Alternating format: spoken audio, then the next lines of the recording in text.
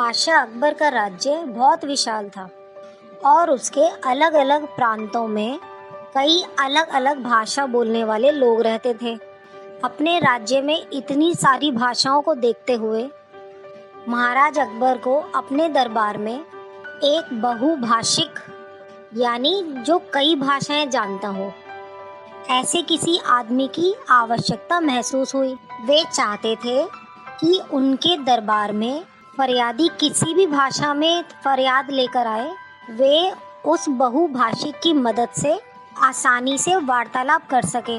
तो उन्होंने राज्य में ऐलान करवाया कि जिस व्यक्ति की विभिन्न भाषाओं में अच्छी पकड़ हो वे हमारे दरबार में आए। दरबार में एक बहुभाषिक की ज़रूरत है। कुछ दिनों बाद एक व्यक्ति महाराज अकबर के दरबार में आया। बादशाह को सलाम करके वह बोला, जहाँ पना मैं कई भाषाओं का अच्छा जानकार हूँ, मैं आपके दरबार में बहुभाषिक का कार्य संभाल सकता हूँ। तो महाराज अकबर ने उसकी परीक्षा लेने के लिए अपने सभी दरबारियों को कहा कि वे अलग अलग भाषा में उससे बात करें। एक एक करके सभी दरबारी अपनी अपनी भाषाओं में उस बहुभाषी से प्रश्न करने लगे और उसने सभी जवाब उन्हीं की भाषाओं में दिए। भाषा पे अच्छी पकड़ देखकर अकबर बहुत प्रभावित हुए और महाराज अकबर बोले, तुम्हारे भाषा ज्ञान से हम बहुत प्रभावित हुए। तुम सभी भाषाएं इतने अच्छे से बोलते हो कि लगता है वही तुम्हारी मातृभाषा है। हमें ये बताओ, असल में तुम्हारी मातृभाषा कौन सी है? इस पर वो बहुभाषी बोला, जहाँपना मैंने सुना है आपके दरबार में बहुत बुद्धिमान लोग हैं, क्या उनमें से कोई बता सकता है कि मेरी मातृभाषा क्या है? दरबारियों ने अपने अपने अनुमान लगाए, लेकिन किसी का भी अनुमान सही नहीं निकला। ये देखकर बहुभाषी हंस पड़ा और बोला, जहाँपना लगता है मैंने गलत सुना है, यहाँ तो कोई भी बुद्धिमान दिखाई नहीं पड़ रहा। इस बात पर महाराज अकबर को बहुत शर्मिंदगी महसूस हुई। उन्होंने बीरबल की ओर देखा, जो अब तक शांत बैठे थे। जहाँपना मैं बता सकता हूँ इनकी मातृभाषा, किंतु मैं कल बताऊंगा।